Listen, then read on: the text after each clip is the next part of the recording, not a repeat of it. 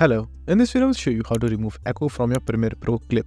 Now it's a very easy process. To firstly open your Premiere Pro and make sure that your clip is on your timeline. Now, once you have your clip over here, just simply go to the effects panel which will be available right over here and just simply search for de-reverb.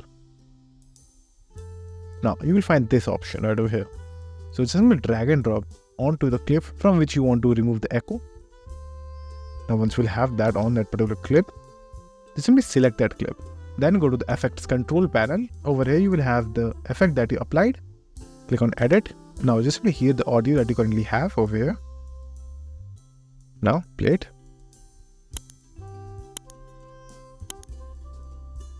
Now if there is echo, you can just simply play around with the settings right over here. So just simply increase this volume a little bit. And then just simply try listening to the audio, and most probably it should be already fixed if it is a very low amount of echo.